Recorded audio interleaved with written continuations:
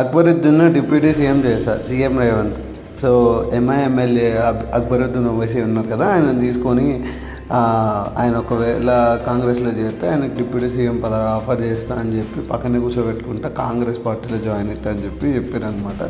ఇది ఎందుకు వచ్చిందంటే, అంతకుముందు మేము చంద్రాయణగుట్టకి మెట్రో తీసుకొని వస్తాము, మీరు 10 ఏళ్ళు వాళ్ళని చూసారు కదా, ఒక 4 ఏళ్ళు మమ్మల్ని చూడండి అని చెప్పి సీఎం రేవంత్ రెడ్డి అంటాడు అనమాట.